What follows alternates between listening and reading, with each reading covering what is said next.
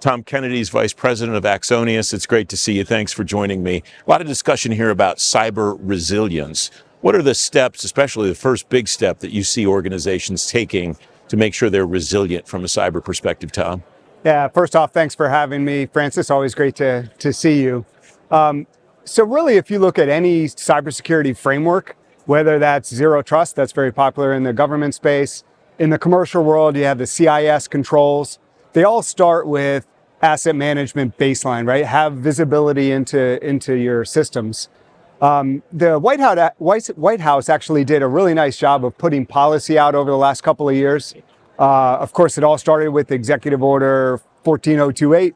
But one of the subsequent binding order directives, 2301, did a really nice job of emphasizing that as well. So it's pretty clear, like I think one of the biggest foundations is to get that asset framework down.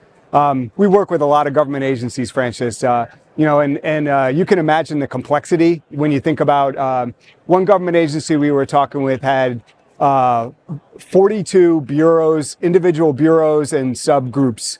So if you think about all the complexity that comes with the cybersecurity tools from each of those different individual units, the ability to stitch all that information together is super important. Yeah. And once you have a map then of what you have, it strikes me that it's much easier to figure out then what the strategy is that you need to undertake to defend all of that. Yeah, exactly right. And so you're taking it exactly the right way, right?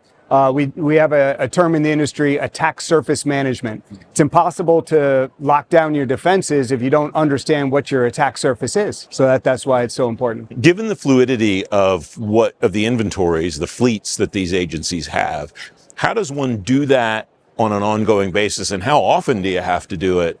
How often do you need visibility into what you have today? Yeah, so you're right. So that's the biggest, one of the biggest challenges is that the networks continue to get so complicated.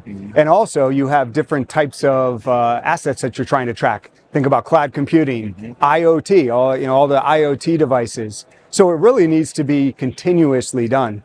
I think that's been one of the challenges with some of the kind of legacy approaches is it's been manually done, right? Like, hey, I'll solve this in a point of time, but then it's very difficult to maintain. So using COTS solutions like Axonius, it can be ongoing, continuous monitoring and development of that asset baseline. Yeah, you anticipated where I wanted to go next, which is what's the role in automation to help agencies figure out and keep their arms wrapped around it once they've got their arms wrapped around it. Yeah, that's the area that we're like super excited about kind of in the future.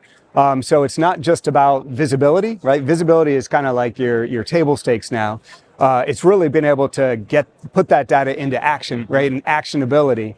And so imagine like one of our most common use cases is identify my blind spots.